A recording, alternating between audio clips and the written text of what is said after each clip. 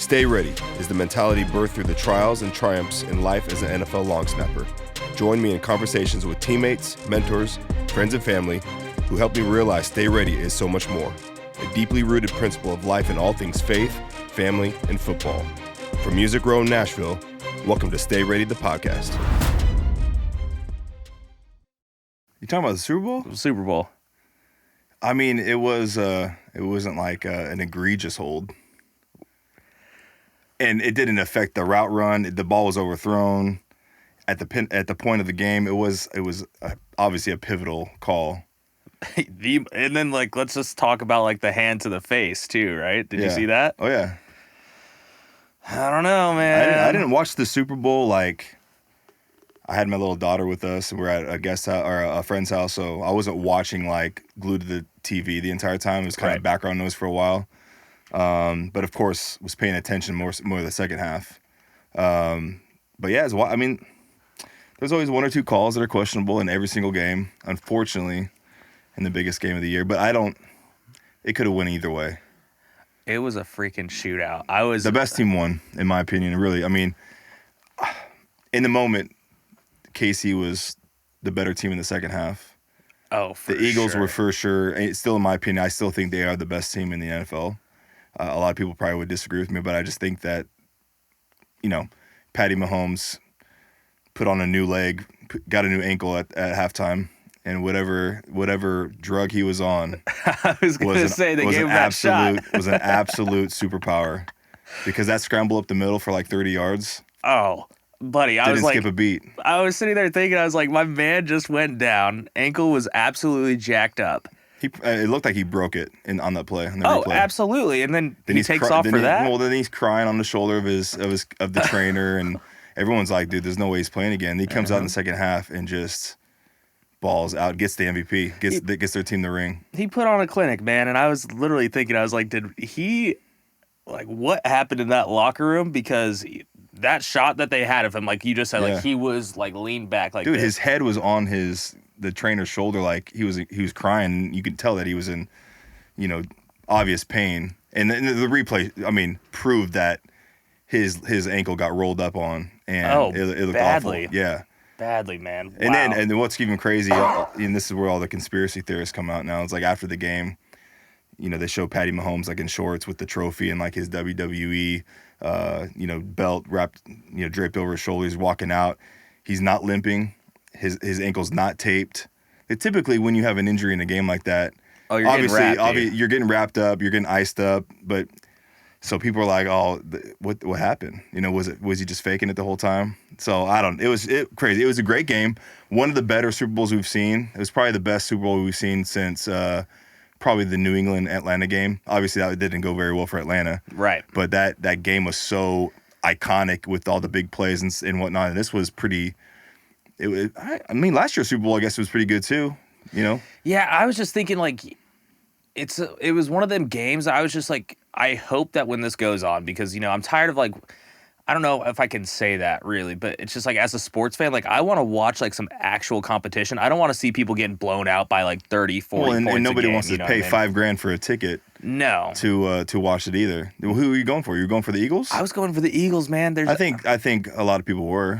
The betting world was until I think last minute. I think it kind of favored KC, but going into the week, I think the betting world was all in on Philadelphia. Oh yeah, I may or may not be some type of I might partake degenerate? Here and there. You a degenerate gambler? No, but not a degenerate, but You like to dabble? I dabble here and there, and I was watching everything, and I was just like, wow. Yeah. It like you said, it changed second half. Yeah. Right at half, I think the line just jumped, and they were down 10 at halftime. Yeah, it had jumped, and I was like, what the heck is going on? So and people were talking about it being a high scoring game. I was like, there's no way.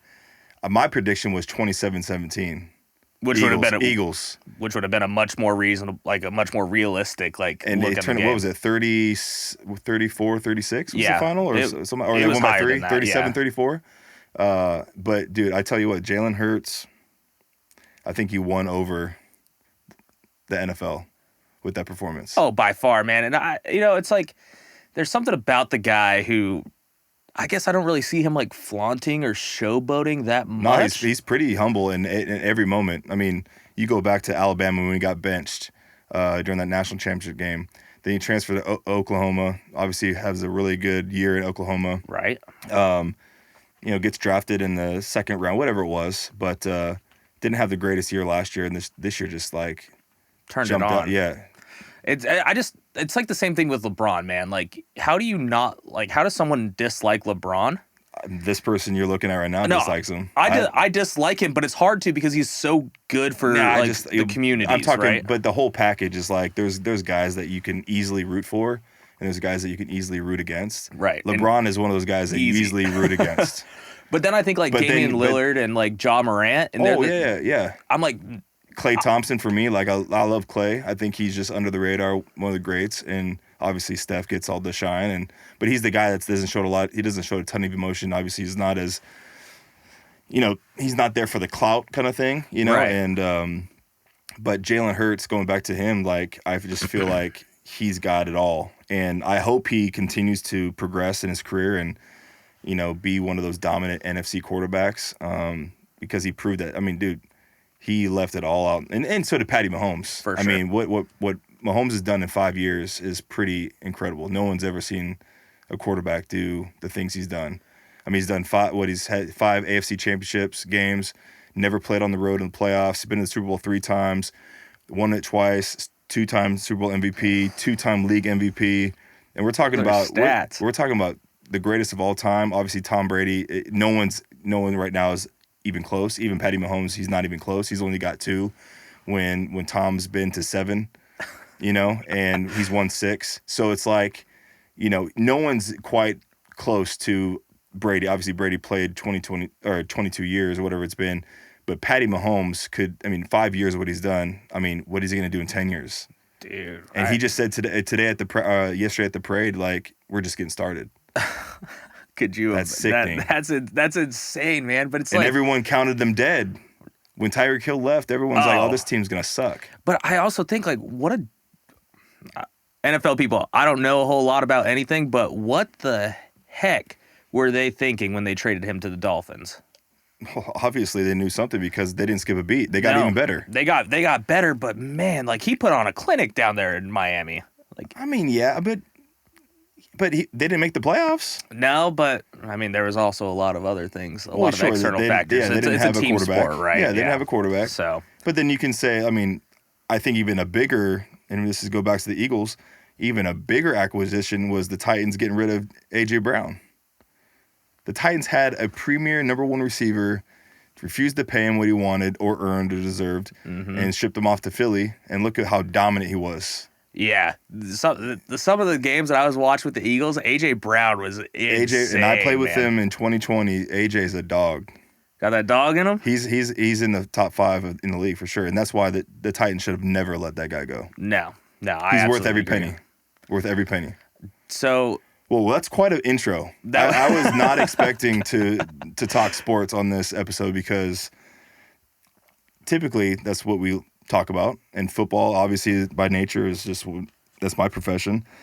Having a lot of athletes on here, whether they're teammates or peers or guys, former players, whatnot, and I wanted to have you on here just to kind of let's bring a different angle to the podcast, man. So Absolutely. I got Kaiser Cunningham.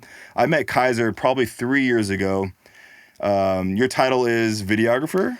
So I'm a creative director. I'm a creative director. And are you Chase Rice's creative director or are you videographer? So I actually don't work. I work with Chase a lot, but I don't directly work for Chase anymore.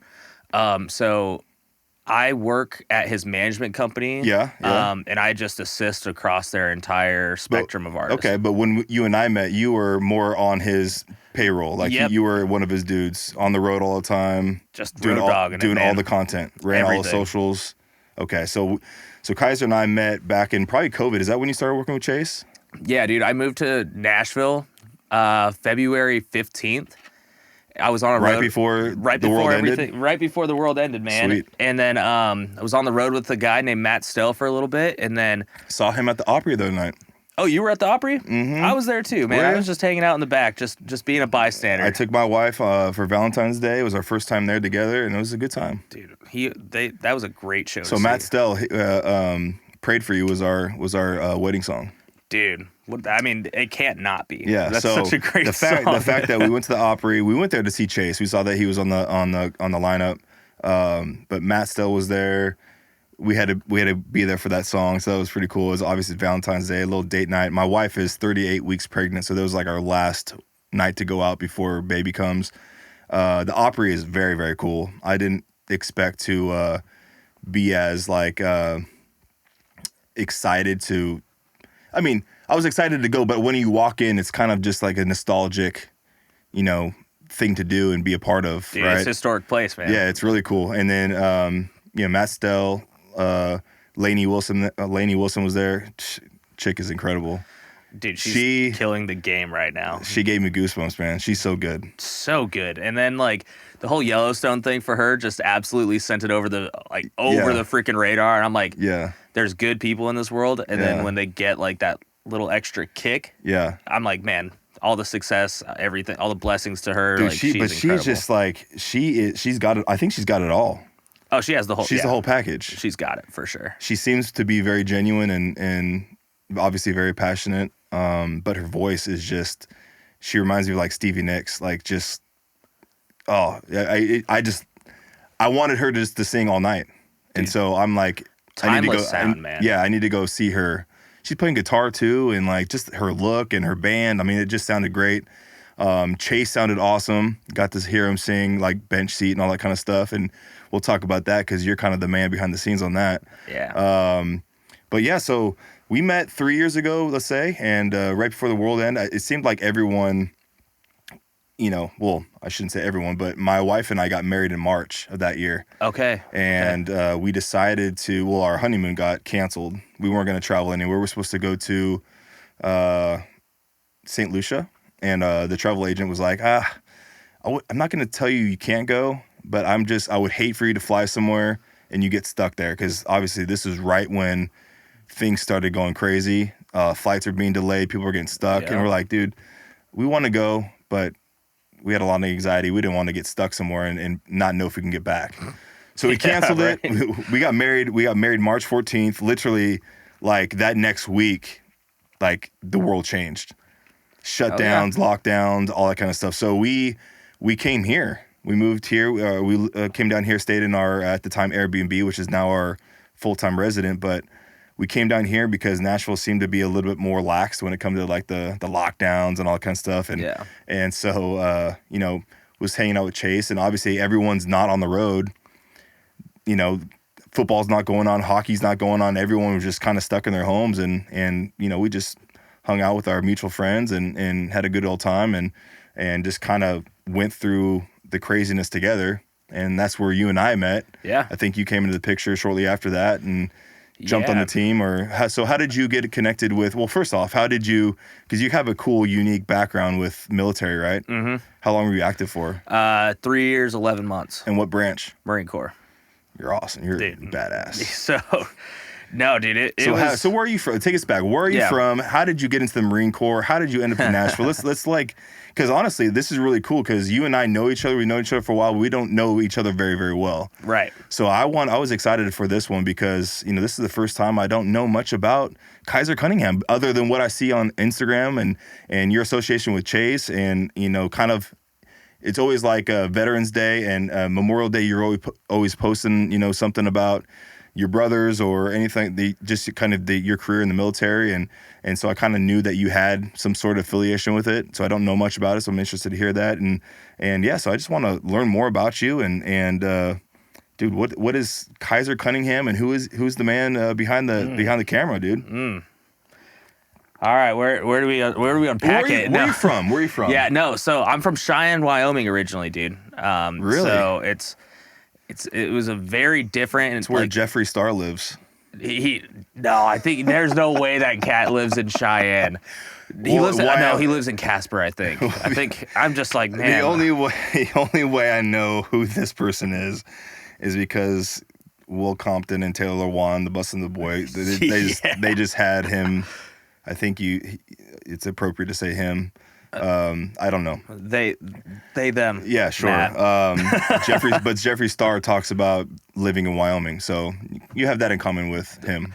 I love that comparison. Yeah. I'll take a Kanye. I'll take Kanye. Is he from Wyoming? No, he's not from there, but he used to live. He's got a compound there. He had a compound up in Jackson or near Cody, Wyoming. But anyways, dude, yeah, grew up in Cheyenne. Dude, super humble upbringing, man. Yeah. Like, dad was super like in and out of the picture. But man, I was like single mothers. Like, shout out to the single moms that are out there doing it because you know they're playing both roles. Yeah, my parents were divorced, and I spent a lot of time with my mom, and she was a grinder and multiple jobs at once. And dude, grinding, man. Yeah. My mom, shout out, mom. What's up? Absolutely. No, she put the world on her back for me, man. And so for her or for us, like for the longest time, it was just her and I. And then she had my little brother. Yep. And you know, same kind of situation, stepfather in and out of the picture, but yeah, dude, like in high school, it was just like, it was a weird time growing up, you know, it's hard to understand like the full complexity of life. And so, you know, at the time you think it's like the worst time of your life until the next day or, you know, and man, I just picked up like, I tried a bunch of different things. I played sports. Like I was super active and like I played football, played basketball, and then had like that one coach that just really kind of set it off the edge for everybody. And, like our entire team quit, I think, that year. Like our entire like just spoiled the fun for everybody, huh? JV basketball team. We were like, screw this. We're going snowboarding every weekend. So that's all. Go shred the pow. Go shred the gnar, dude. That's all we did is snowboard. And at that time, dude, like I had this video, or he was a communications teacher at the time. Ended up being the video teacher, and he's like my best friend now. But he was like, dude, take this like GoPro snowboarding with you guys. Okay. And so we just started making like these stupid little videos. Like, well, I feel super aged because a GoPro didn't exist until I was in college. So when I was like skating back in my glory days of like, you know, middle school and going into high school, we had like the legit like RCA handheld recorder. Dude, and now they're coming back, man. Dude, I use that thing all the time. I remember skating simultaneously while filming and thinking it was cool and like jumping off stairs and like, dude, that was the old school. Like, then you pop out the tape, pop it in the VHS and watch what you just did. It was never cool because you always thought you were gonna make the coolest skate video, but always could never do any dope stuff to like. But ages me a little bit because we didn't have the YouTube and the GoPros and all that kind of, exactly, crap. Yeah. But no, dude. So he like gave me this camera and it was like fantastic, and then I was like, holy crap, like. We actually did something that was like kind of cool. Yeah. And he was like, dude, you got to take this class next year. And so I just like started really like sacrificing, like not even sacrificing. I was just giving all my time into this. Yeah. And then like he ended up becoming the video teacher, and we just kept making like really good stuff for like the school, like the you know, the homecoming assembly. Like I was out there with the football team, like just making like hype edits and sizzles or whatever. Yeah. And then he comes to me one day and he goes, dude, I have a really sick opportunity. Like, I want you to meet somebody. I want you to talk to this guy. Okay. And in Cheyenne, it's about 60,000 people. So that's, you know, maybe just the size of Franklin. So not very big. Yeah, but it's 60,000 people in the middle of nowhere. I've been there. So, dude, his name is Mike Smith, and he was like the lead photographer for like the newspaper in Cheyenne. Okay.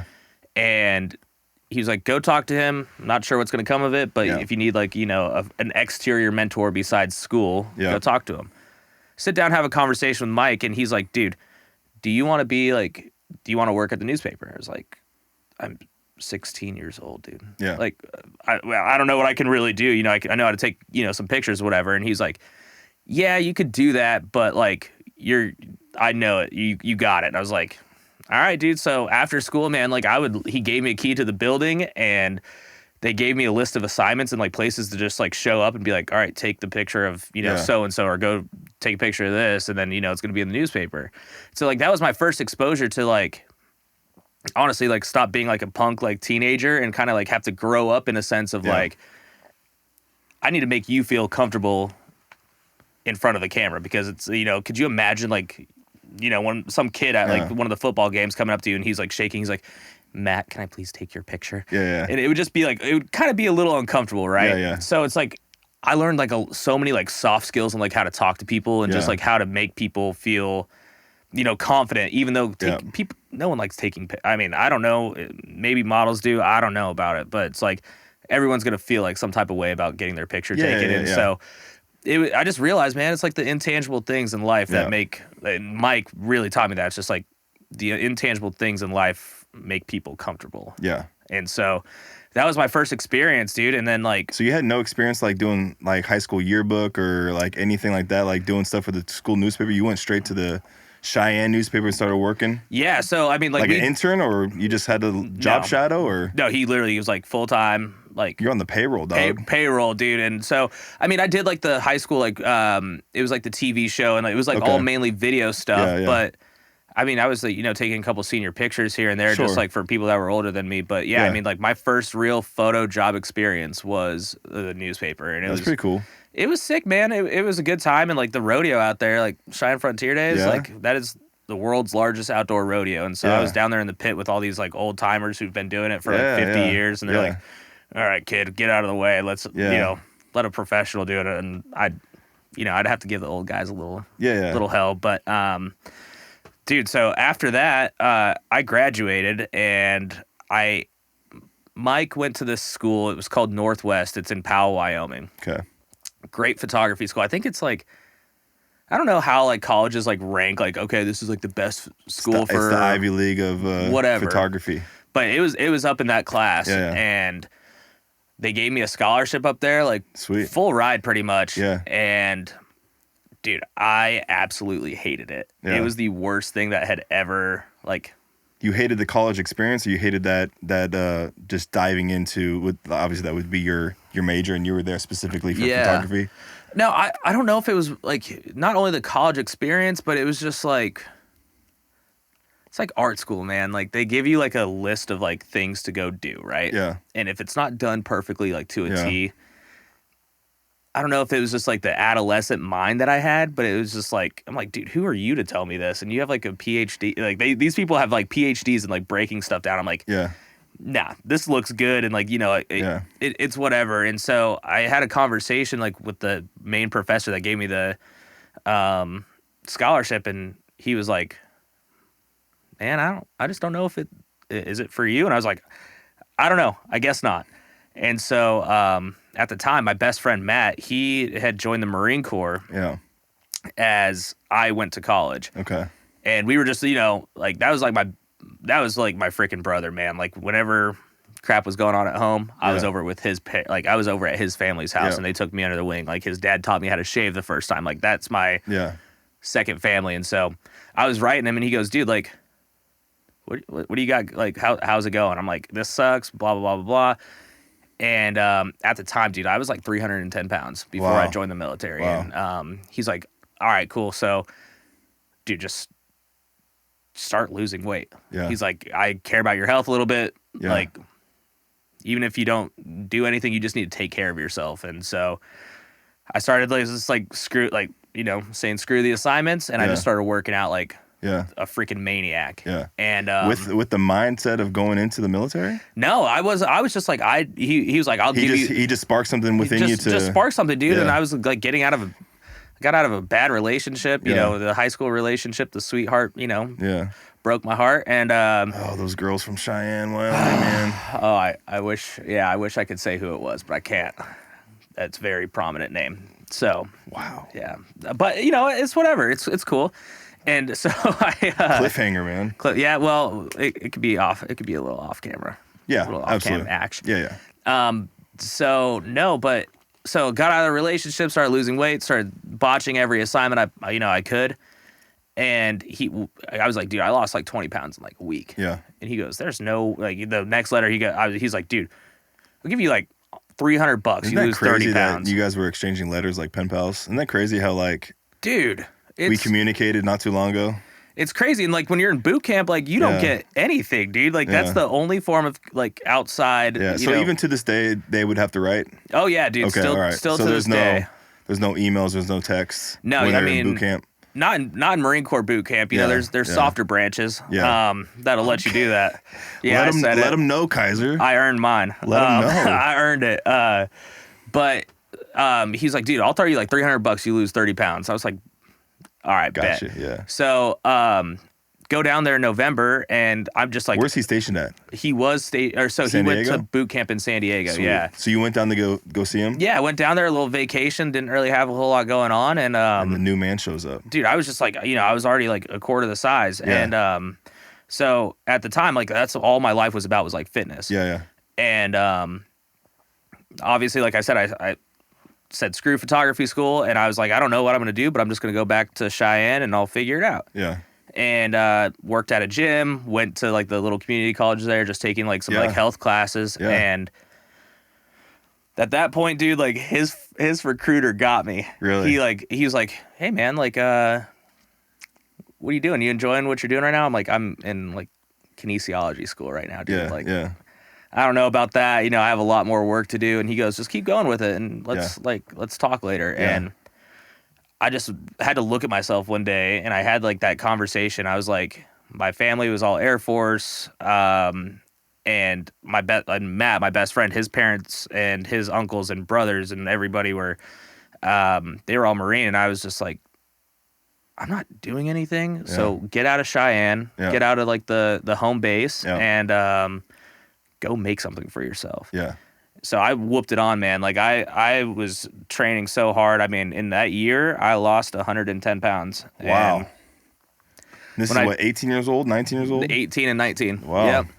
And so when I did that, dude, I legitimately, I was just a completely changed individual. Like I was literally a third of the size that I was, and I was just locked on, man. And so I talked to the recruiter again. I was like, hey, Justin, like, let's do it. Let's go. Like, I don't really have any, I want to do it. You already submitted your papers to school. You're done with that, and you're just working at the gym, going to JUCO at the time, and now you're signed up. Signed up, dude. And he was like, all right, cool.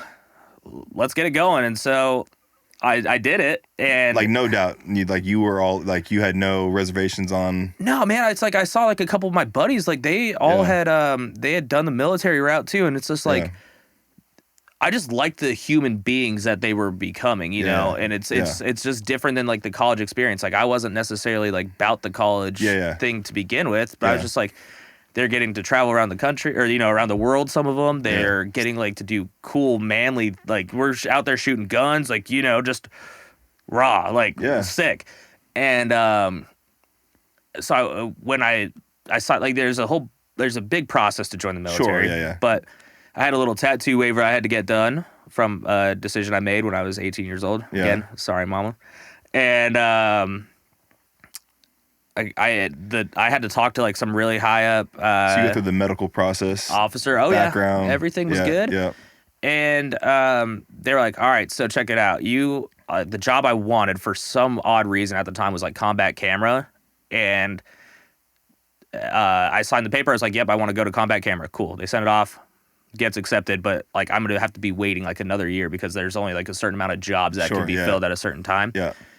2 days later, he calls me, and the recruiter, and he was like, dude, is there potential that you would want to do anything else? And I was like, well, what is there? And he goes, well, you could go open contract, which basically means like you're just going in blindly. You don't know what job you're going to get. And so they'll just find somewhere that needs to be filled, or you could go to the infantry. Yeah. I was like, tight. Let's go to the infantry. I'm like, I'm whatever. I just want to do it. Yeah. And, it didn't happen that way because when the day I was like, actually, like I said, cool, let's go to infantry. They submitted it. I was like ready to go in like a week. And there's the dude that I went to boot camp with. He had a job. It was I think it was like it was aviation mechanics. Mm-hmm. And we were sitting in our recruiter's office, like literally about to go to like to MEPS where you get shipped off and you go to boot camp. Yeah. And he looks at me and he goes, do you want to be an aircraft mechanic? And I was like, do you want to be in the infantry? So on the spot, it was like the NFL draft, dude. Like we switched jobs, and our recruiters were they had the biggest headache with it, but it was such a blessing in a way that like I never knew I needed. Yeah. Like, and how did it work out for your buddy? Dude, he's still in. Really? Yeah, he's still out there in San Diego hooking and jabbing, and he loves his life. Yeah. But so went to boot camp. which was a really crazy experience. And how long is that? 13 weeks. Okay. So I think like Air Force, Army, Air Force and Army are 8 weeks or 10, I don't know. But yeah, 13 weeks Marine Corps. And it was like the most challenging thing I ever done in my life. Yeah. To the sense that it was like, it wasn't as much like physical, right? Yeah. Like at that time, like I was in the best physical shape I had ever been in my entire life. Yeah. But it's like the mental stuff that you go through, and like just the games that are being played. It makes you so resilient, and it's like I'm so confident at the same time. Like there's no amount of there's no obstacle that you can put in front of me, even to this day. Yeah. That I'm like, nah, I can't do that. Well, that's how I feel about football and my career in the NFL. Like, and again, this is not a comparison to military by any means, but I can understand what you're talking about, where we go through so much stress, anxiety, pressure. We're asked to perform at the highest level every single day. Obviously, in the military, you are especially when you're deployed, you are expected to do a job, a mission, and come back home.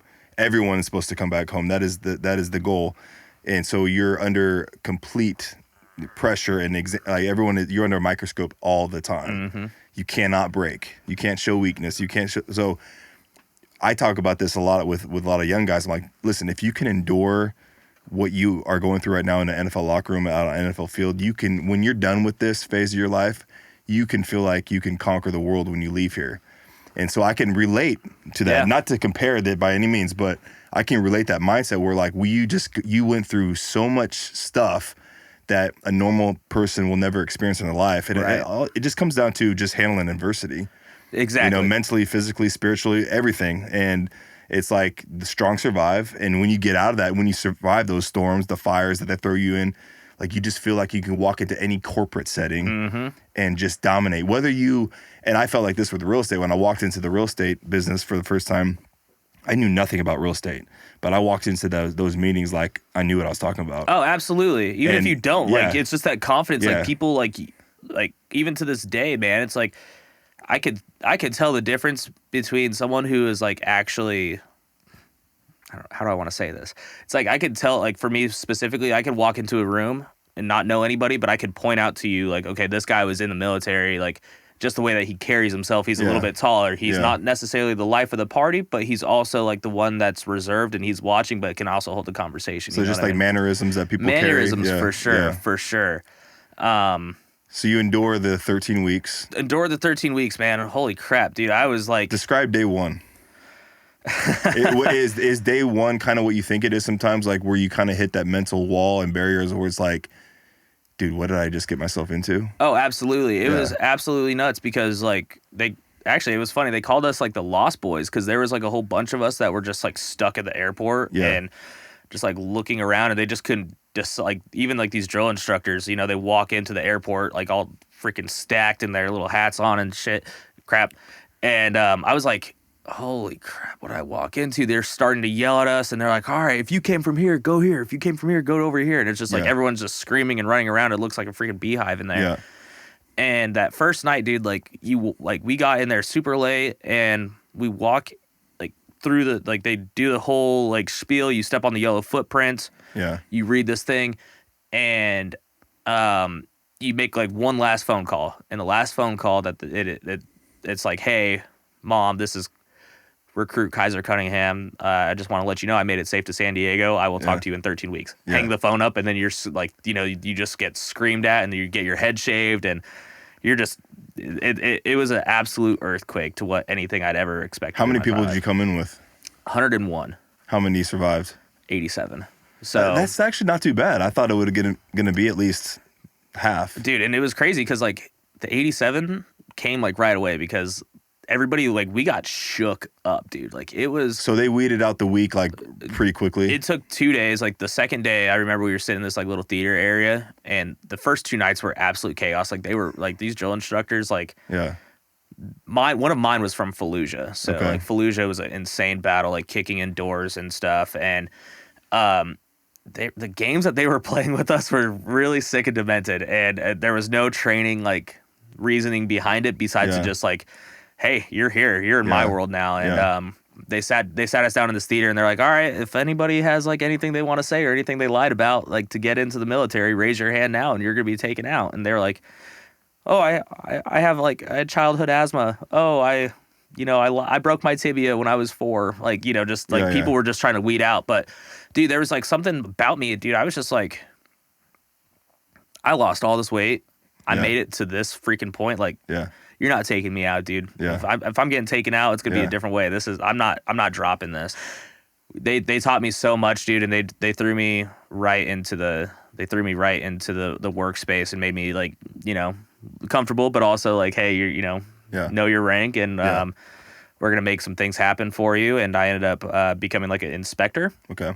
So basically that means like I work specifically like on the afterburner. So see where like the blue flames and the red comes out of it. That was my specific part, and started inspecting that under the guidance of those guys, and it was a really good time, man. It was a very necessary point in my life because I just needed to be humbled a lot and talk about something that'll drop you to your knees, right? But how I ended up getting here, man.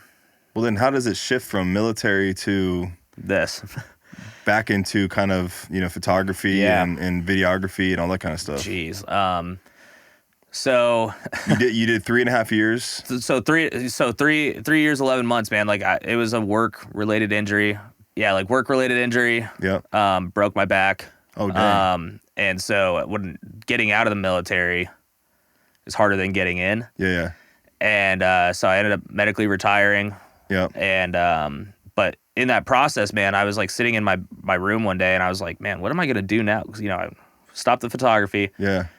Did this. I tried the military, hurt myself pretty badly. And then I got like, I was like DMing like a bunch of just random photographers in Nashville. Because I was like, I'm picking up my camera again, but I'm like shooting like nature and like beaches and fun stuff like that. And one of the guys, his name's Max, and Max like reached out to me. He's like, hey dude, like we're in San Diego. It's for Eli Young Band. Yeah. And there's this place called Moonshine Beach. Do you mind coming down here? And that's cool. Like just taking a few photos for us. I was like, yeah, dude, like whatever. And so I go and I shoot the photos of Eli Young Band, and then I give them to the venue. Like I didn't realize like how smart of like a marketing move that was for me. Yeah.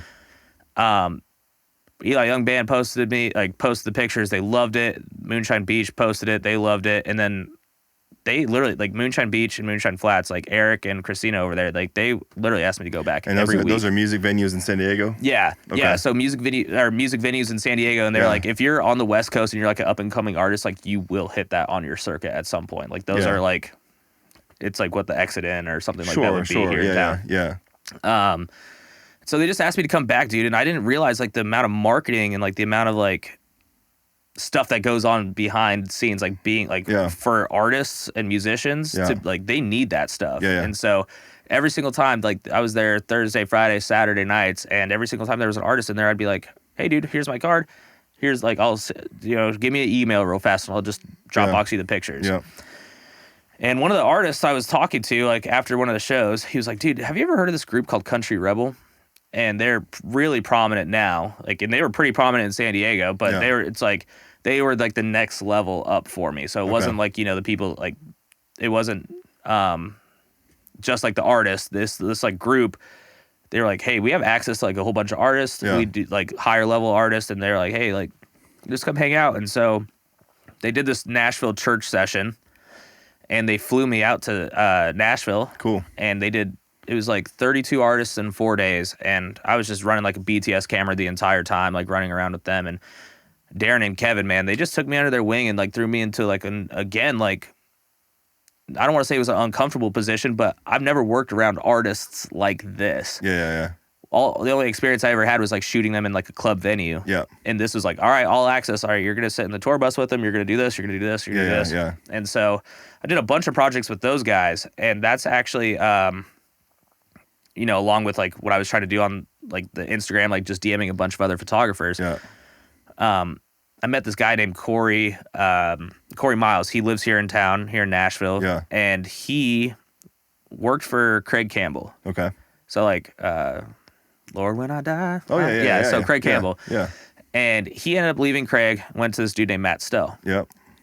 And I was just constantly in contact with Corey, and I was like, dude, like, I need to, before I make that move to Nashville, I need to get like some type of like guaranteed like lock, like, so I'm not just like out here struggling or whatever. Yeah. And he was like, dude, gotcha. Yeah. He's like, you don't have to worry about a thing. Just get here, and whenever you get here, we'll go on tour. And sure enough, dude, like, he moved in with his girlfriend. He gave me his old room in his apartment in downtown Nashville, which ended up being a great time. Yeah.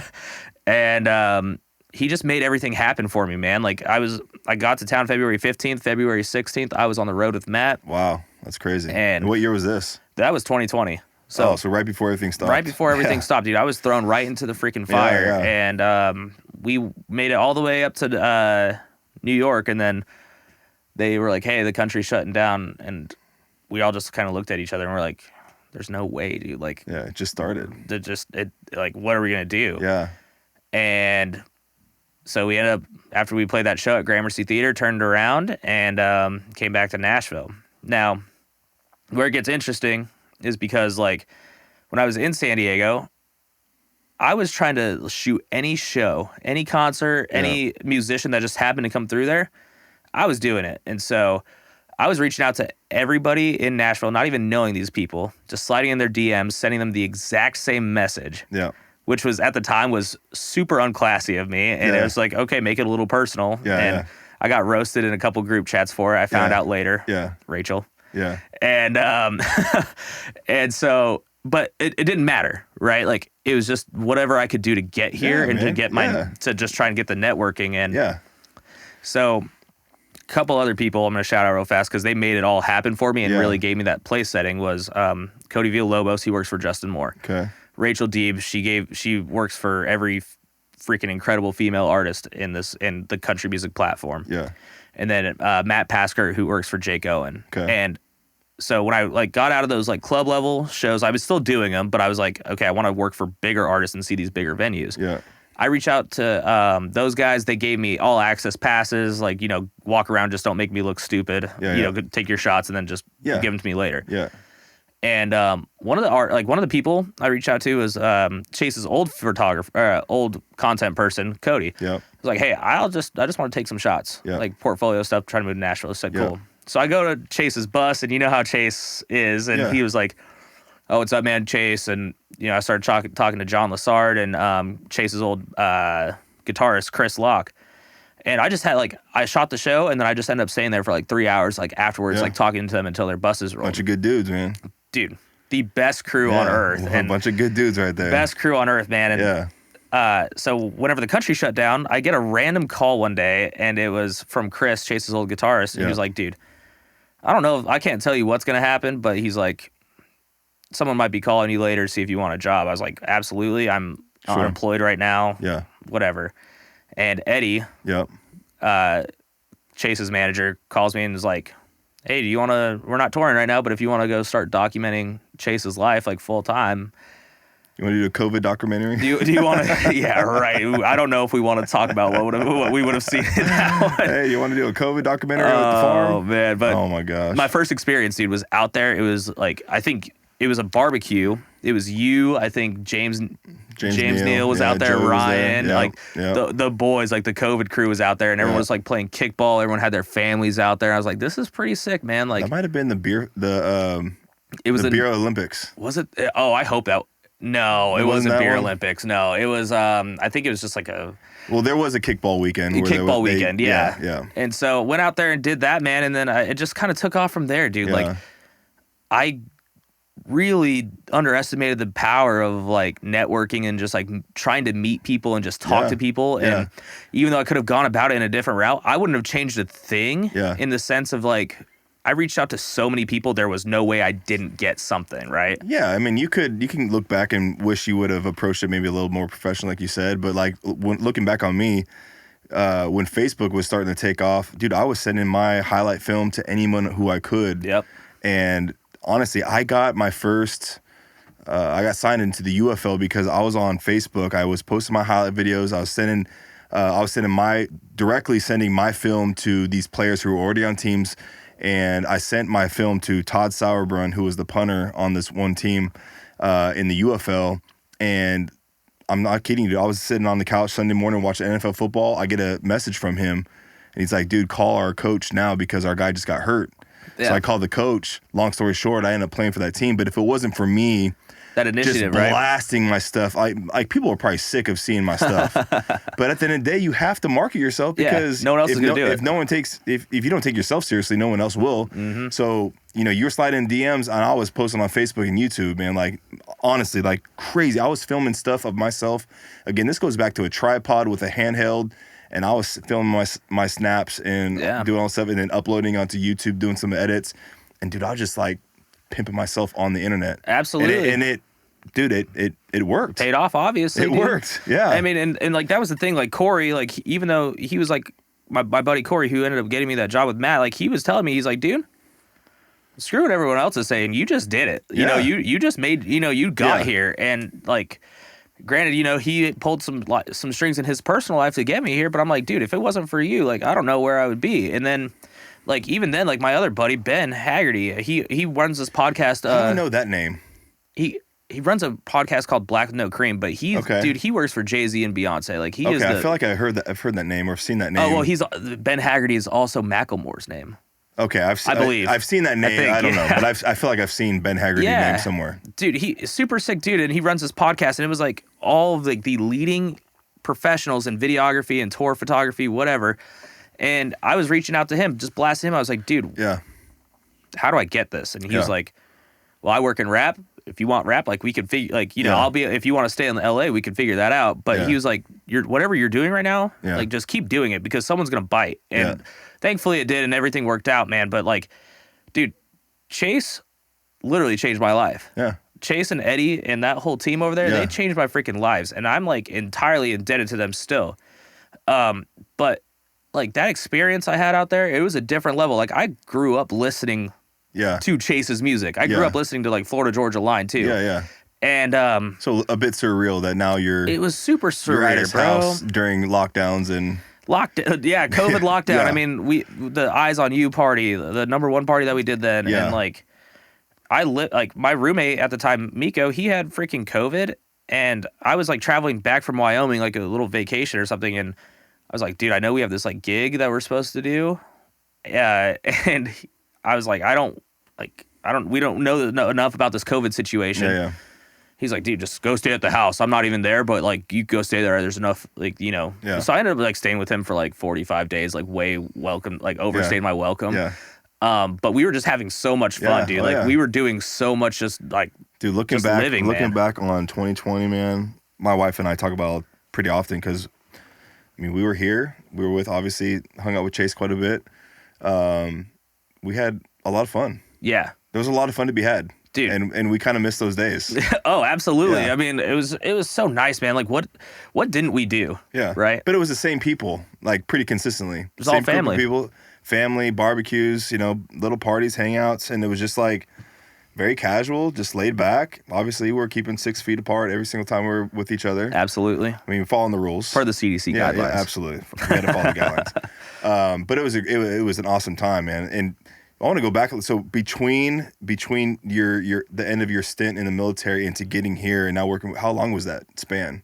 Dude, I signed my DD-214. So that's like your exit paper essentially. Yeah. I signed that February 12th. I was in Nashville February 5th. So it 15th. Took you a week transition. Not even, dude. I was already I got like the retirement process was so hard, dude, and it's just like they'll never tell you an exact day. Sure. And so I was just sitting there waiting, man, waiting. Like people are asking me to go out on the road, blah blah blah blah. And then so you couldn't go do that until you were officially signed off. Until I was signed off, man. Yeah. And so right when I got that, I grabbed that thing. I got here as fast as I possibly could, man. That's awesome. I got here as fast as I possibly could. It was freaking worth it, man. So where does the evolution change? Where like you're a photographer, then it kind of goes to like more video content. Mm-hmm. Has it always kind of been in your toolbox, or have you like kind of just gradually gotten more into the cinematography of it? I guess you call it. I don't know what the term is, but so no, I mean I was watching like. Granted, like for me to even be able to get that job is like, okay, do you know how to do like little recaps, like little sizzles, whatever? Yeah. I learned that at like Moonshine Beach and Moonshine Flats. Like I could do that in any environment, but what was different is like the amount of video that was like asked of me like during like when I started with Chase was something I wasn't necessarily that accustomed to. So I was like, I could get you photos like in like 20 minutes. Yeah. Cool. But like I had to learn how to like do that stuff like fast, like on the road, like, sitting in a tour bus, like a little confined space. And so I was asked to do like quite a bit. And so like that evolution started like that first day, like we like started doing something for Jack Daniels, like the very first day I was there, and just kind of took off from there. But during my little stint with Chase, dude, like we were doing like the tour recap videos, like from the weekends, like showing off how cool he is and like the guys were. Yeah. And then how cool the concert was, how cool the party was. How cool the party, yeah, exactly.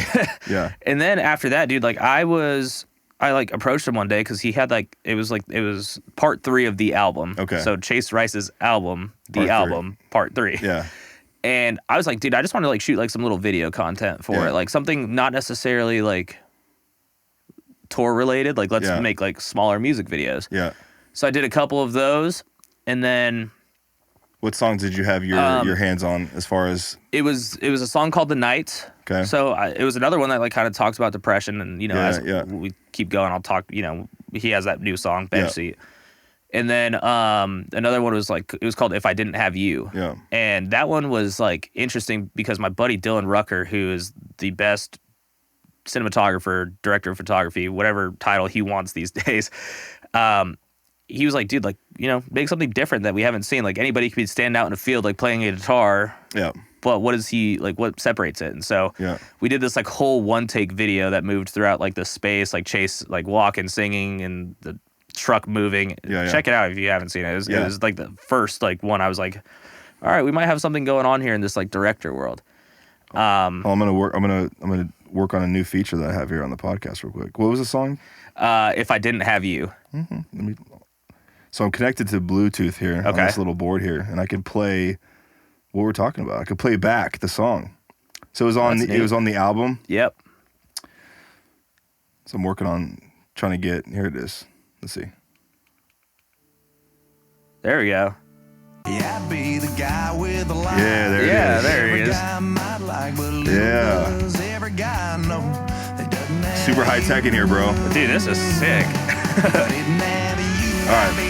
So that was you. That kind of had your hand on fingers in that. Cool. Yeah. So that was like the first one, man. And we had like a really good time filming it. And then we started doing like, tour started picking back up and things got a little bit more chaotic. And we, he started like, he was like, all right, it's time to get into the writing room, start to get these like sessions going. I have music. I need stuff I need to start talking about. Yeah.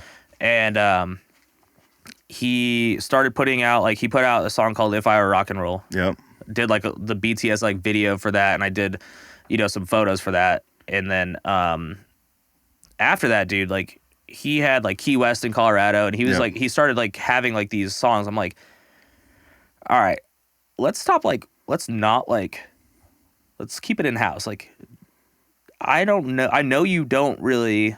I haven't had like a whole lot of directing experience. Yeah. But let's keep it in house. And he just took a chance on me, dude. So like we went and filmed, like we took a week-long trip, just him and I in his Airstream. Yeah. And we drove across the country, did Key West to Colorado. Yeah. We made it to Texas. Yeah. But the whole thing was like a travelogue, right? Yeah. Then after that, we went and I convinced him, and I don't know how the heck I convinced him to do this, but I was like, all right, I need this huge pot of money. Yeah.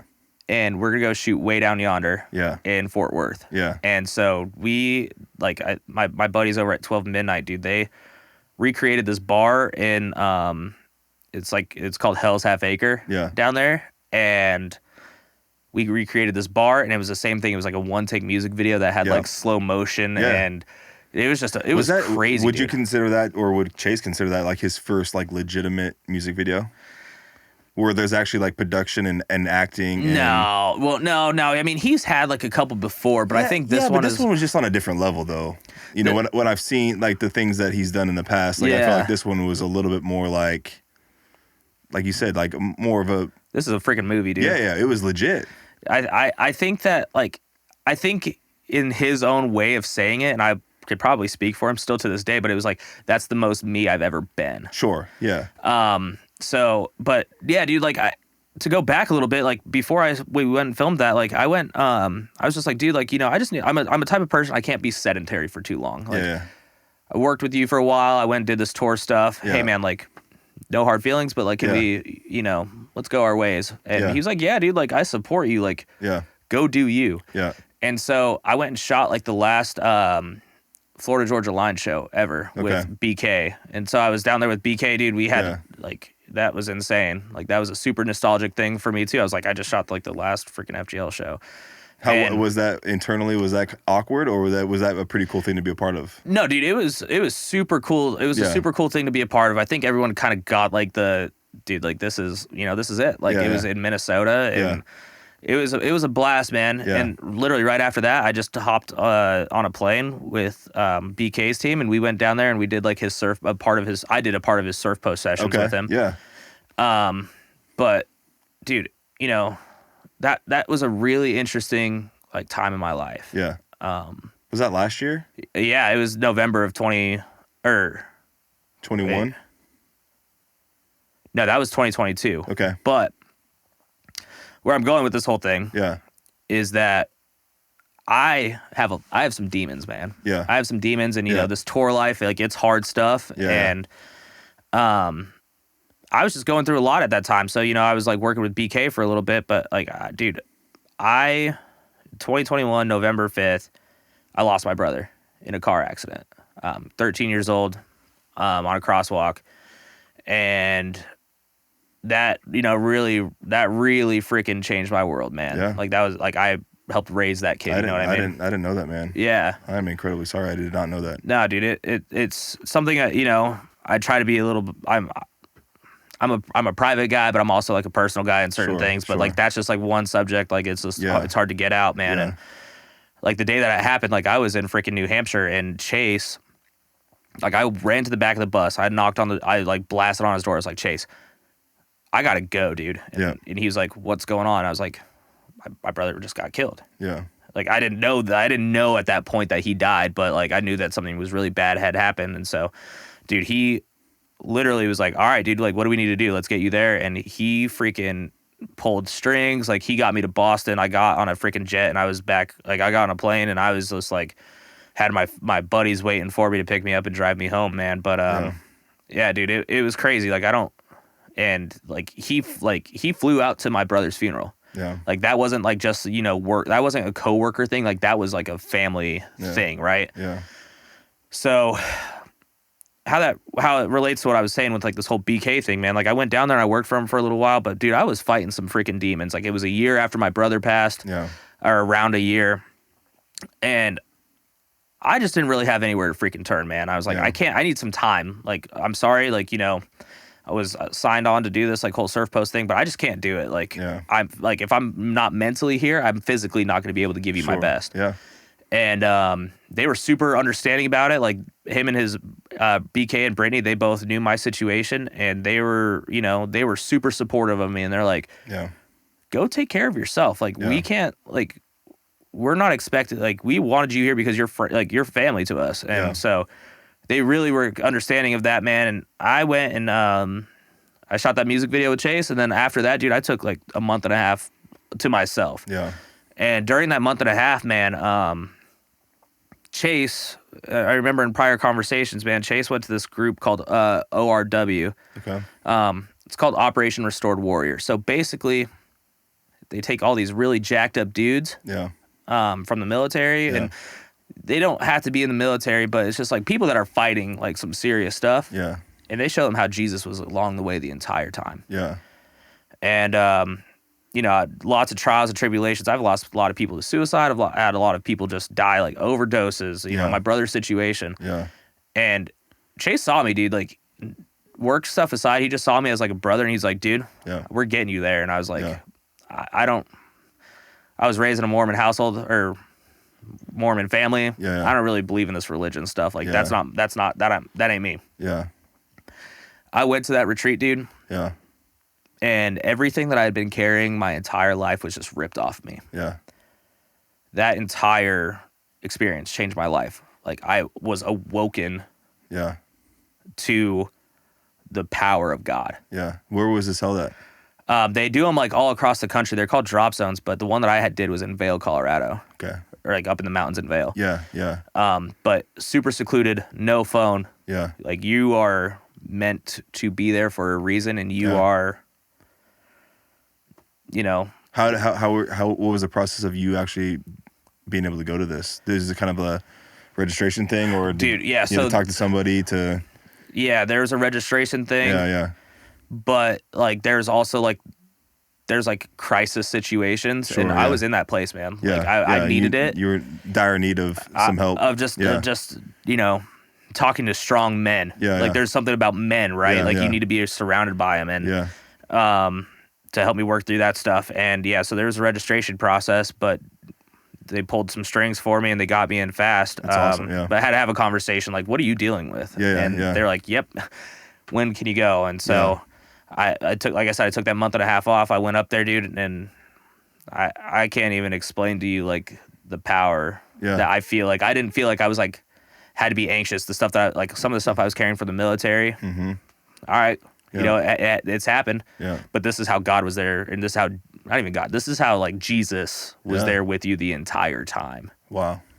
And it was so empowering. Like my entire life, start to finish. Yeah.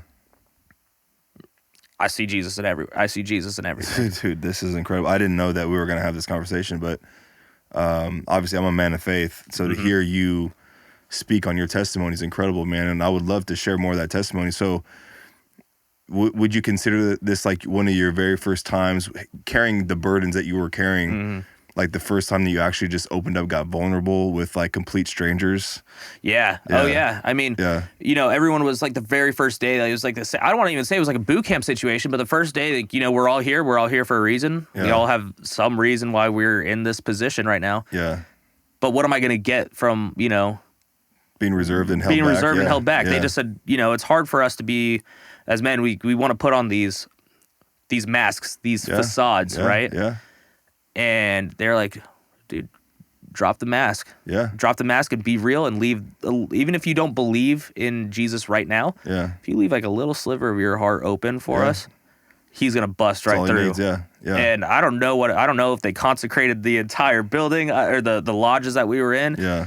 But that first night I was like, oh crap, dude, like you're about to fight something. You're about to go into spiritual warfare. Yeah. And I was already in some spiritual warfare. I just didn't even know what that meant. Yeah. I had no clue what that meant. Yeah. And then then that's when the work started. Yeah. It was a lot of work. It was a hard few days, man. Like just cutting through like I said, I've had buddies with a lot of suicide, like a lot. And it's like at a certain point, dude, like I've had an unrealistic amount of death that's happened to me in my life. Yeah. And I'm talking like not even like, not like a 80-year-old, 90-year-old person. I'm talking 16 to about 25 is like I've had 9 people die. Yeah. 10 people die in that age group. And man, I was like, at a certain point, it's like you start thinking the same way that those people think. Yeah. You're like, what is going on with me? Why is this me? Yeah. And dude, when I just let that guard down, dude, Jesus took over, man. I mean, was this the first time like you've actually been introduced to like the Holy Spirit and who Jesus is? No, because like I said, I grew up in a Mormon household. Sure, I know there's different. There's different. Yeah, dude, this was such a different thing. There's different teachings, and there's a different. I mean, it's completely different. And I don't know much about that religion because I'm a Christian. Mm-hmm. But I read the Bible. I know what the Bible is about. I know who Jesus was and is, and I know who my Lord and Savior is. And I remember those God divine moments in my life where there was nothing but the Holy Spirit on me at that time. And it sounds like you had like that Holy Spirit, encounter where you felt the power of it in that moment, in that setting. And just how real it is, especially when you're around a group of people. And it's not just men. Like I've had some of the most incredible experiences with just like, strangers. For whatever reason, it feels like strangers is like the most common setting sometimes because like it's everyone just coming there with the same baggage and the same fears of being vulnerable. And it just, there's so much power in like just gathering with a group of people and just sharing those scars and the traumas and just the fears and the doubts and the anxieties and just like laying it all out there and just feeling like Jesus says, hey, lay it at the foot of my cross. Dude, no, and it was like exactly what you just said, dude. Like I had never felt so relieved in my life and like, and not judged. Dude, not judged, because, like, no, not at all. But it was, like, what you just said, like, the first ever experience I had with the Holy Spirit. Like, I've had people, like, try to talk to me. Yeah. But when you actually see it and you feel it, that's different, man. Like, I couldn't stop. Like, I was crying, like, profusely, bawling in the best way ever. And they pulled some spiritual stuff out of me, and I literally laid, like, that day after, there's a little thing that we say in this group, and, you know, I still talk to a few of these guys still today, but after they did what they did, I surrendered my life. I gave my life to Christ immediately. You really? That's immediately, because so cool, I was like, you know, you guys did. You said this incredible blessing over me. Yeah. I never not want to feel like this ever again. Yeah. And I walk through my life daily now. Yeah. And I'm still encountering stuff. You know, the real world. It don't stop, brother. The real world is scary. It doesn't stop. I might be up isolated in a mountain in Vail. Yeah. But when we got to the airport. Dude, it was right, but we were just getting. I mean, no, it's crazy. You were getting attacked, and you were just like 10 times harder. I'm like, holy crap, because now I'm aware. Yeah. And so now I have to. Dude, preach, brother. Now I have to like figure out how to make my walk. The same walk. I'm trying to be Christ-like. Yeah. How? You know, how do you do that when every single day, no matter what you're doing, whether it's in the media, whether you know it's billboards, it's the other people around you. Yeah. Even the closest people to you, if you think about it, you're like, brother, when you are in a controlled environment like you were in, and I've been in those situations before. I got saved back in 2014 at a men's retreat, NFL PAO is what we call it, and I think Chase went to one over the summer with a bunch of hockey guys. But it's just a gathering of, you know, believers, non-believers, and people give their life to Christ, and I gave my life to Christ that weekend. And dude, I felt like I was on top of the world, man. Like, and I was raised in the Catholic Church, and I had a pretty strong, you know, relationship with God and Jesus. But that was just another step in my faith, in my journey. Yeah. But as soon as I left the confines of that resort in San Diego, it was like, all right, here it is. The devil's right around the corner, ready to attack you with everything that he knows he can tempt you with. Yeah. You know, and so I know exactly it happens. But being aware, and then also the difference now too is like you're equipped with tools. You know where your source of hope comes from. You know where your power comes from, and you know how to combat the temptations. Again, it's not always easy. It gets harder. And then even as life goes, and my struggles 10 years ago aren't necessarily the same that I struggle with now, because I have struggles in marriage. I have struggles in parenting. I have struggles in my profession. I have, it changes with life, you know, but try to continue to keep growing in that faith is the goal, and to continue to keep, you know, keeping that relationship with Christ just stronger and stronger and stronger. And sometimes you dip, you fade away, but he always reels you back, you know what I'm saying? And so to hear, I mean, brother, I had no idea we were going to talk about this. Yeah. So I'm fired up. Dude, no. I'm fired up. I really appreciate you like opening up about this, because this is awesome. This is what I want. Your testimony deserves to be told. And that's what I try to tell people, like, listen, your story is different from anybody else's, but your testimony is, you don't have to think that like you have to have this profound like experience to share something. Like everyone's got a different path, everyone's got a different experience, but it's your story, it's your testimony. And the way to help others is by sharing your testimony. You know, you got helped by others sharing their stories. It's just how it works, you know. And like, man, it's just, dude, it's cool. This is cool, man. Yeah. The craziest thing, I was just talking to my friend Molly, actually, before I came over here. Yeah. She got me this little thing. It says, yeah, let me see that. She did this little water painting for me. It was my birthday on Valentine's Day. Okay, well, happy birthday. Thank you. It says, when you pass through the waters, I will be with you. Isaiah 43:2. Isaiah 43:2. Yeah. And it's like, I needed that, man.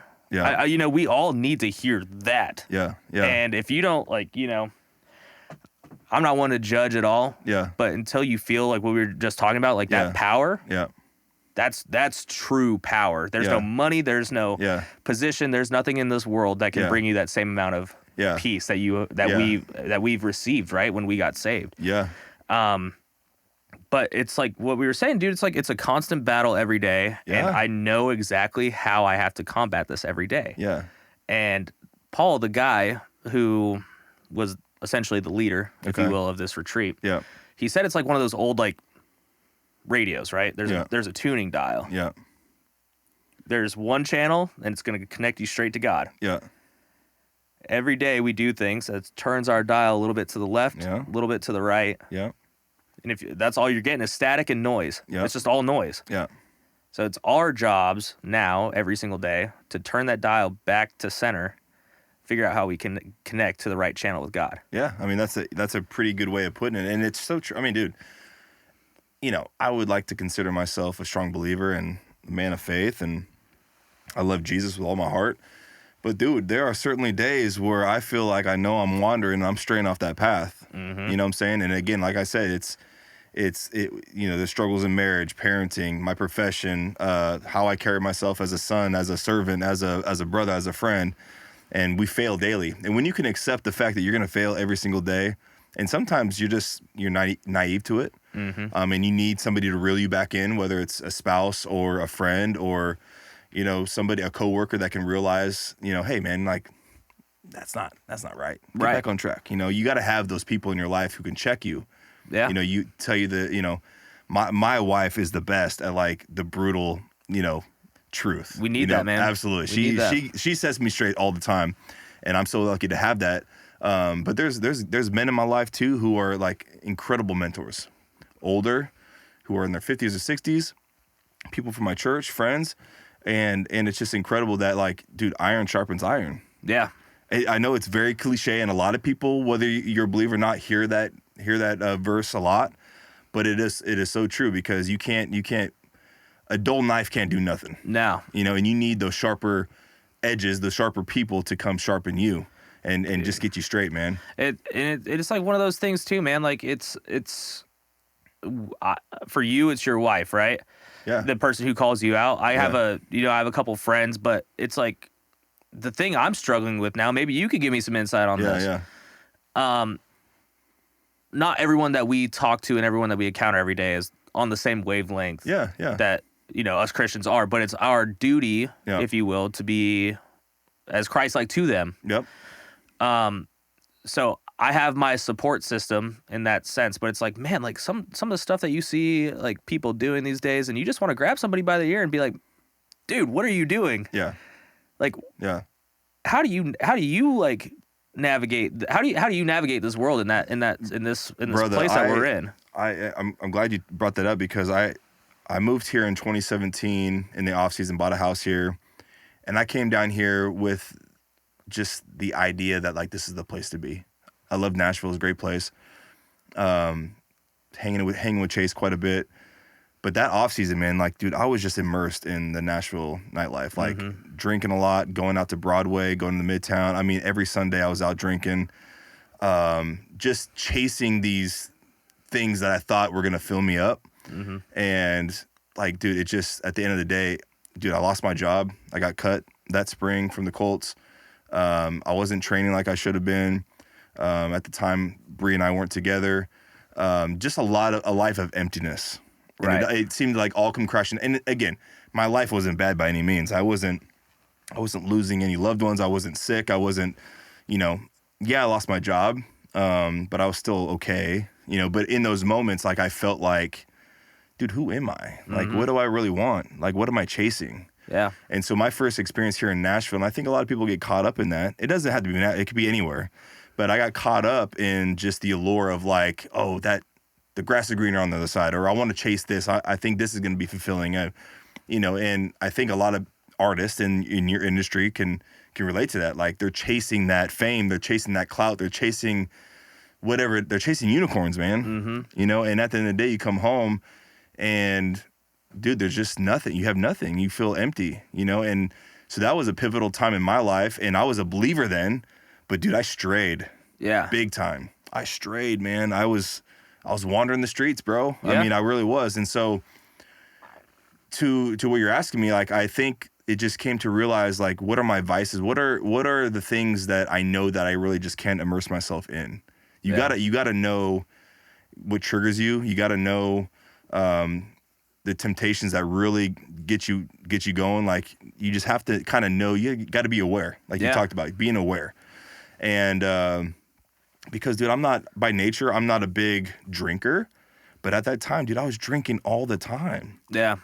I was out at Midtown, at noon, drinking all day, home by 6, so I can get a good night's sleep just to do it again the next day. Like, I mean, I was doing that, and that wasn't me, but like I said, I was chasing things that I thought were fulfilling. Dude, I can relate to you in, like, the sense that it's like, before I had my experience that I did this last year, I was probably 10 times worse than you were, if I'm being honest. Like, I mean, I didn't know you in that complete facet of what you're talking about, but it's like, man, it's so easy to wander. But now I would say I'm aware to the point. It's like, I know when I'm doing something.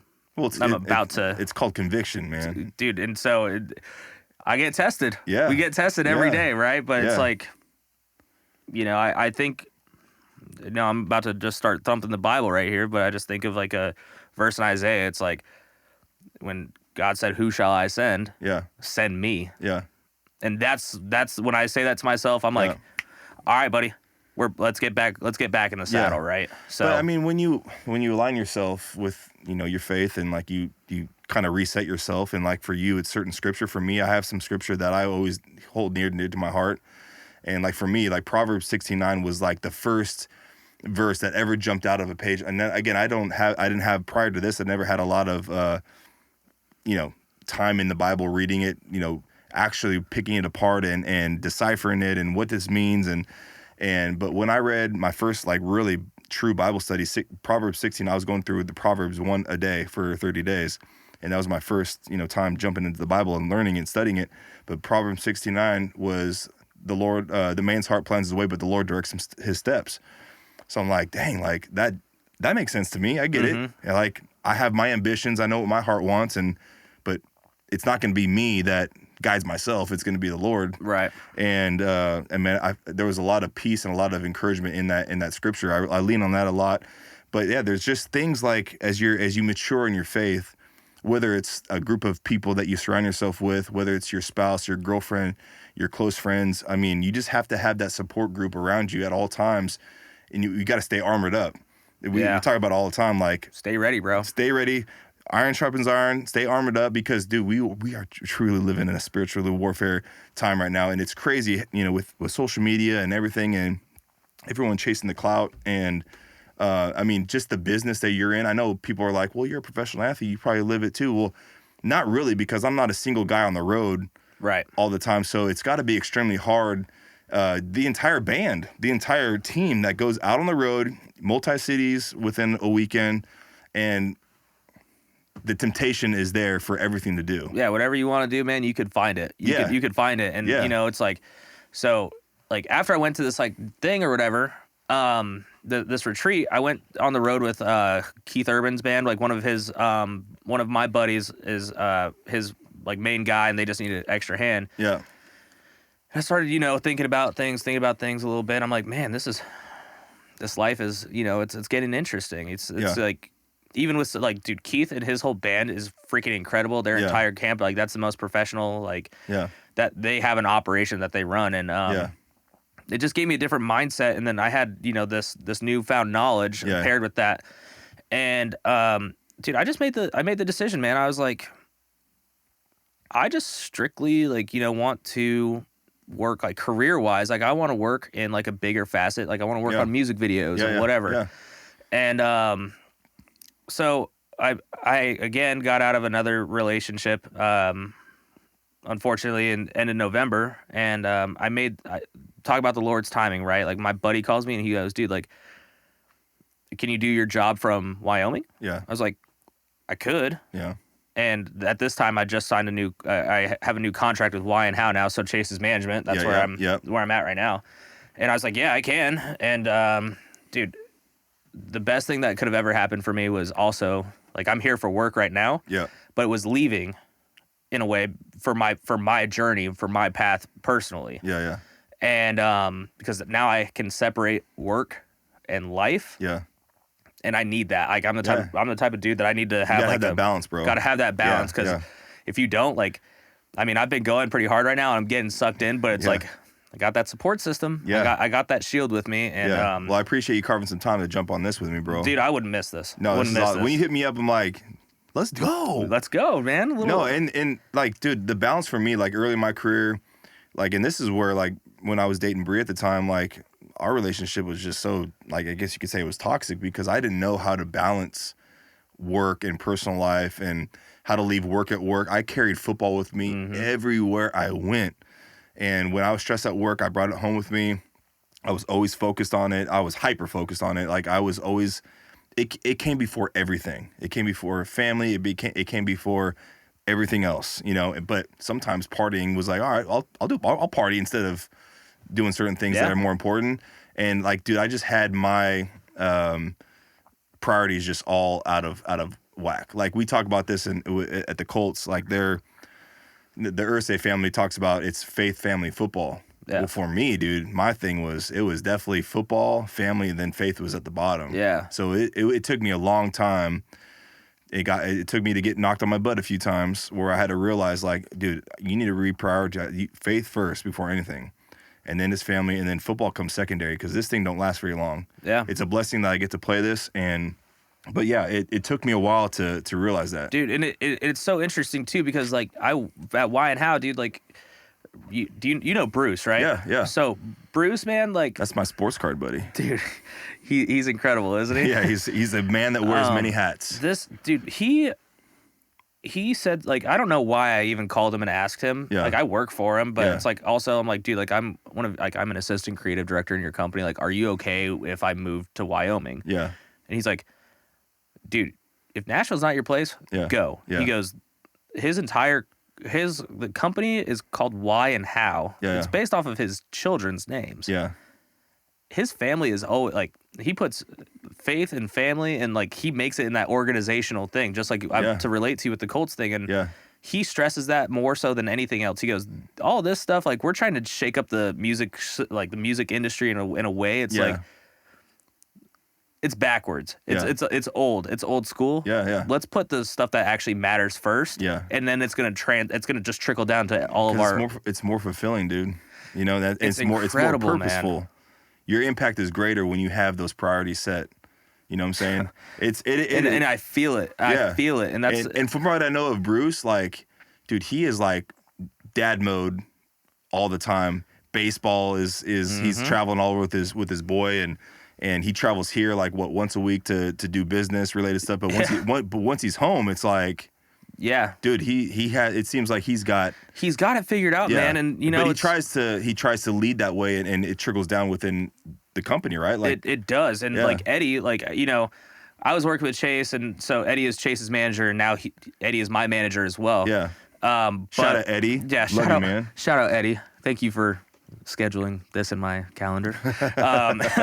No, and Rhiannon. But no, he, like, it trickles down to the company. But, like, I always remember Eddie, like, telling me, like, when I was working with Chase in 2021, he was like, dude, slow down. Yeah. Get your stuff right. Yeah. And it'll all work out. And you know, at the time, I was just like, no, it has to be full steam ahead all the time, no break. Like, you have to constantly be working or someone's going to beat you. Yeah. And now I see it, like, as I'm, you know, getting a little bit older. I know it's been 2 years, but I'm just like, now I see what you're talking about, right? Dude. You don't want to be burnt out. And, dude, and so, like, 2023 came around, and we had bench seat plan, man. Dude, let's talk about that, man. Let's talk about, like, let's talk about Chase for a second, because obviously that's kind of our mutual ground with, like, how we met. And, you know, I've known Chase now for probably 10 years, and to see the progression he's had in his career, just personally and as an artist, and obviously this album just came out this past week, you know, and like it's a real one, huh? And like what What can you say about Chase? And you don't have to speak for him, but like just your perspective as like a creative mind behind things and like doing the bench seat music video and what you've seen of Chase in like the past 2-3 years or what you knew of him prior. Like, dude, talk about like the shift. Dude, it is a complete shift, and I think it comes with maturity too, right? Like, sure, yeah. I think there's something to be said. Like, you know, he was trying to chase, like, in my opinion, and I'll say it, and I've told him to his face. Yeah. You know, you're trying to chase something. Yeah. And you don't have to. Yeah. There's, you know, you're comparing your level 10 to someone else's level whatever. Yeah. You know, you don't have to do that. It's hard not to in society, right? Like, you know, you might but how see, many like, artists are doing that right now? I mean, everyone's trying to be Morgan Wallen. Everyone's trying to be Zach Bryan. Yeah. Dude, he literally, like, when we were, so I was, it was last February, and we were at his house for 2 weeks. Yeah. And I watched this album come to life. Like, I documented it. We have a documentary coming out shortly about it. And it's a super raw and super real thing, but it's like peeled back all the layers of what everyone thought of Chase Rice. Yep. And now you're getting to hear something that's completely different. Yeah. And if you like the old stuff, it's still going to be there. But this new stuff, dude, I'm going to say it again, man. I think there was some spiritual stuff going on. Like, he made, like, the thing that hit me, what he said about this is, like, this is the music that my dad would be proud of. Yeah. You know, his dad passed a few years back. And I'm like, you did it. Yeah. This is something to be extremely, extremely proud of. And it's so diverse. And, like, it wasn't like in a normal studio. Like, he changed his entire house around, put a bunch of dudes in there for 2 weeks. And, I mean, there's like a freaking painting of Ronald Reagan, and then there was a drum set like in front of his fireplace. Like, it was just insane, man. And that experience was like, I think I kind of took it for granted, to be honest with you. I was just like, man, like, here we are again, another 10 hours. Well, but maybe you just didn't quite understand like the power of what was happening, you know, in the moment. I didn't. And then, like, he was telling me the story about bench seat and his buddy who almost killed himself. Yeah. And that struck home for me. Like, when he was telling that story in the documentary, like, I had heard, you know, bits and pieces of it, like, as the song was, you know, coming about, but I was like, you know, it's another song. It's a song. And when he started telling me that story, I started, like, really taking it in. I was like, wow, this is something incredible. Yeah. And and when we were, so I like I said, I quit working with him, touring, like, his day-to-day stuff. And then Eddie asked me to go shoot something at the Opry for Chase. And Chase pulls me aside, and, you know, it was like one of the first times I saw him after we shot Way Down Yonder, which was in, like, I don't know, September, October. I think it was September of last year. And he's like, dude, you've done everything else for me, like, up to this point. Not everything, but, you know, in the last like couple of years. Yeah. He's like, do you want to do bench seat? And I was like, oh, dude, that's a project, and it's a hard one because you don't mess this up. Yeah. And we sat down, dude, and I was like, yeah, let's do it. And the process for it was extremely, extremely, like, difficult, and it's a story because of the emotional it's part of it. The emotional part of it. It wasn't like the creative stuff was coming along, but it's like, dude already had he wrote the song with the video in his mind about what it wanted to be. Yeah. And it was tasked to me. So he wanted to be perfect for what he envisioned. To do due diligence for the emotional stuff, but also to do diligence for his buddy. Yeah. And he had, like, the idea already concepted out, and I just had to, like, figure out how to implement it. Yeah.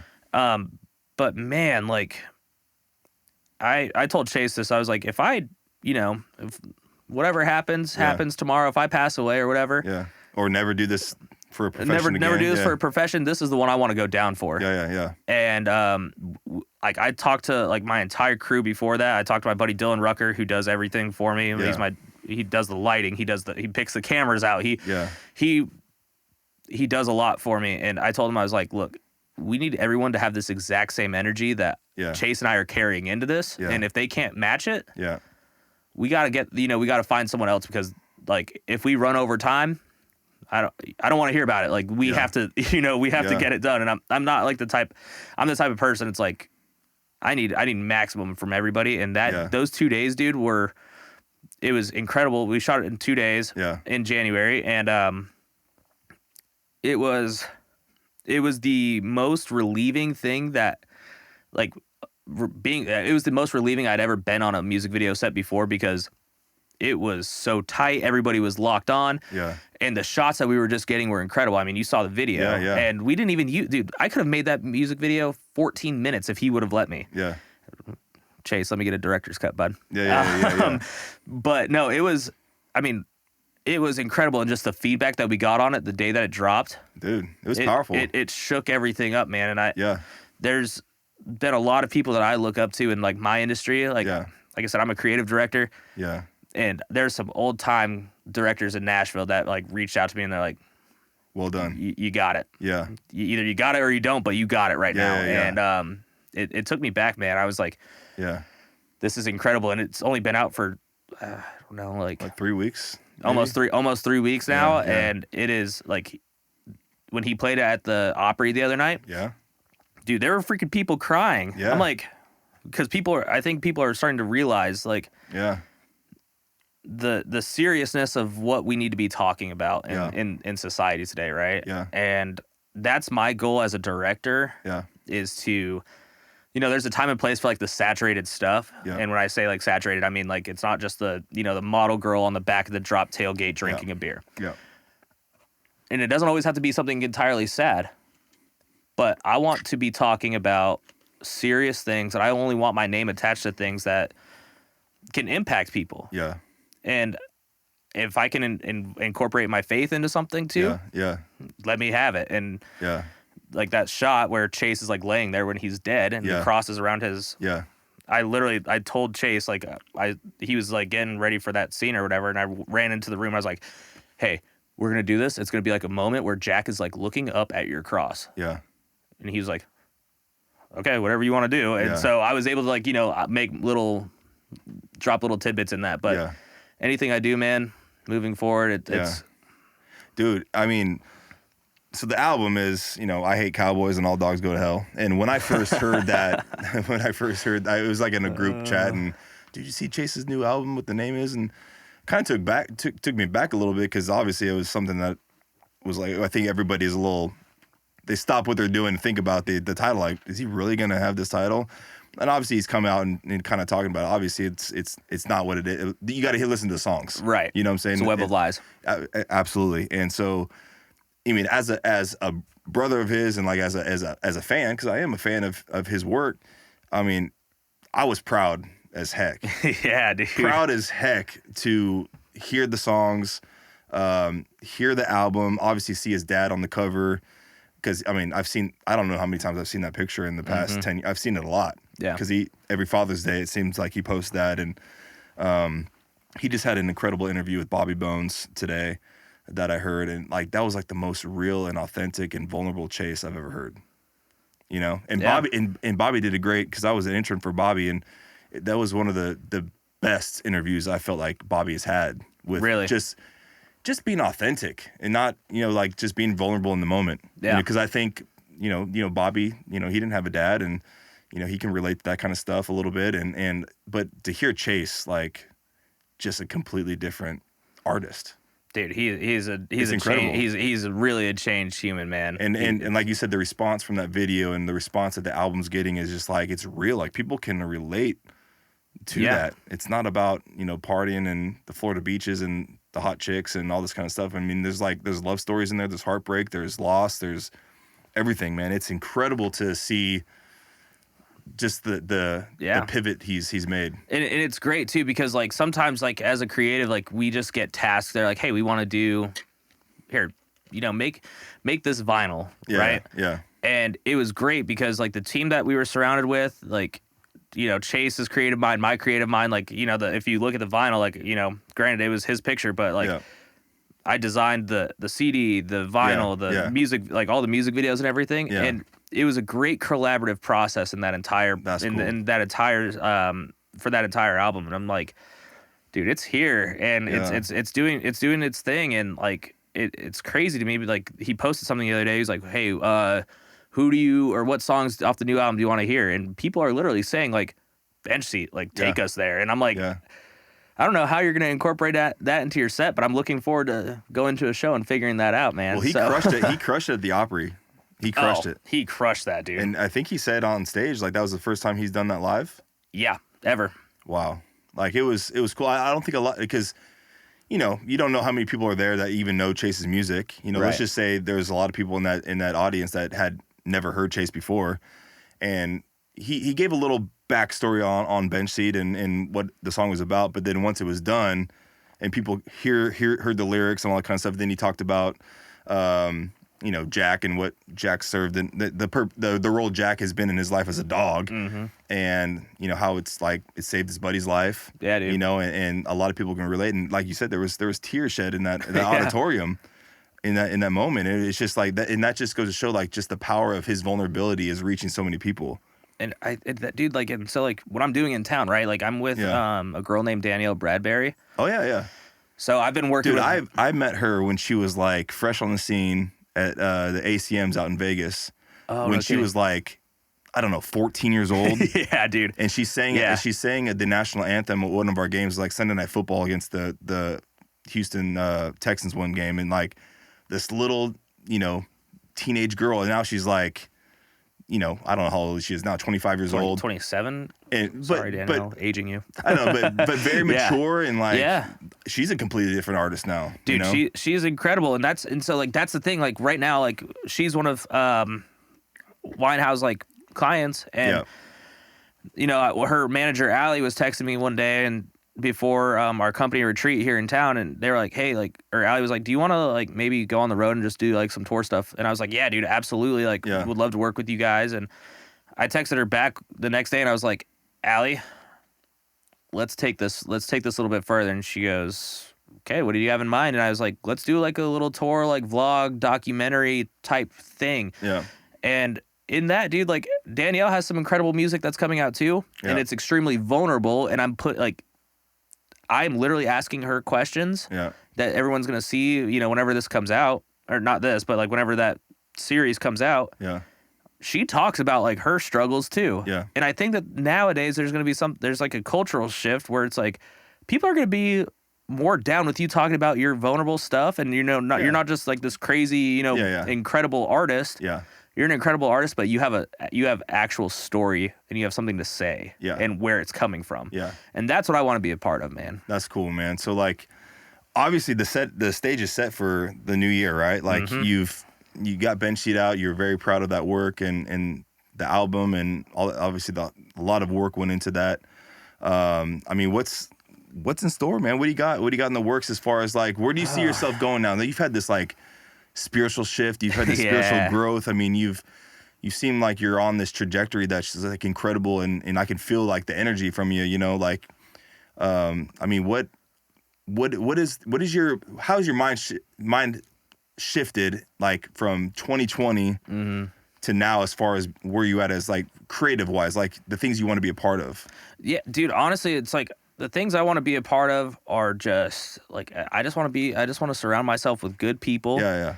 No matter what it is, and creatively, I just want to make really impactful stuff. Yeah. And I don't care in what facet that is. Yeah. You know, I've told Bruce, Eddie, Evan, my other manager, I was just like, I want to do like whatever you guys want me to do. I will do it, but let's like, you know, I'm not going to go into anything like soft. I'm everything that I'm going to do, I'm going to push whatever artist I'm with to really, I want to show who they are and why they are the way that they are. Yeah. And the intention and the storytelling behind their music. And it's like, that's something that I can like rest my head at the end of the day knowing that, okay, we put in a lot of work today and we're gonna keep going until your story's done. Yeah. Or for the time being. You know what I mean? The way I see it, brother, like, and this is kind of how I relate myself to you a little bit. Like I'm the old head in the locker room now.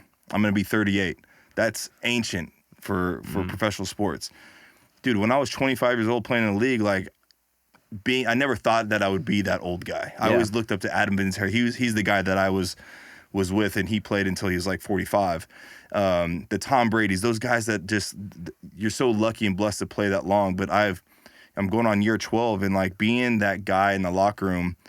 Yeah, I know my end is coming soon, but it is so cool to know that I have that role where I can actually be a mentor and I can lead. Yep. I can be a disciple in that locker room. I can be a shining light, and I can help these young 21, 22-year-old guys who are just lost, who have all the talent in the world, but like are lost, you know? And it's an honor and a privilege and a blessing to be there. And I know God has put me there for that reason. Like, football's great. I love playing.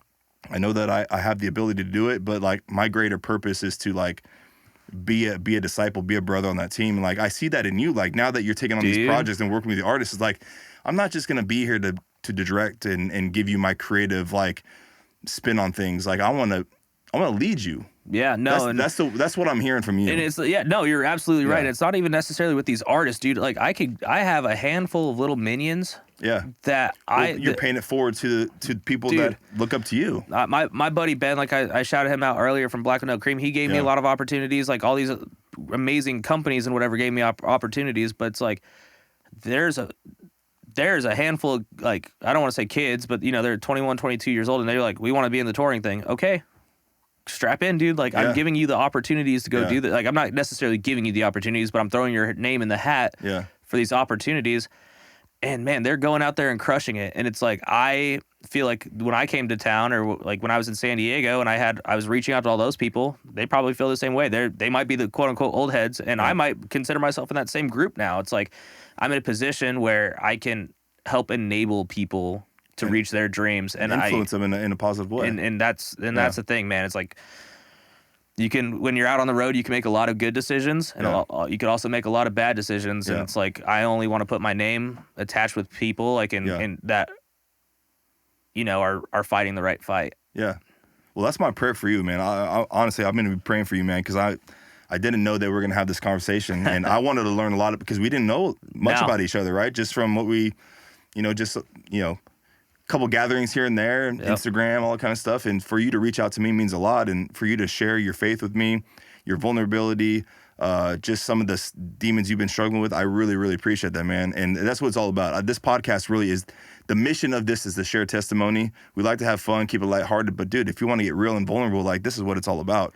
You know, like, and stay ready it just started as a hashtag for me, like, stay ready for the opportunity and prepare and keep working. And it was strictly football related. But as I've grown and the doors that God has opened and closed for me, like, realize like stay ready is more than that. Like, it's more like, dude, stay ready to serve. Stay ready for the doors to close. How are you going to respond to when it happens? How are you going to respond when you get knocked in your butt?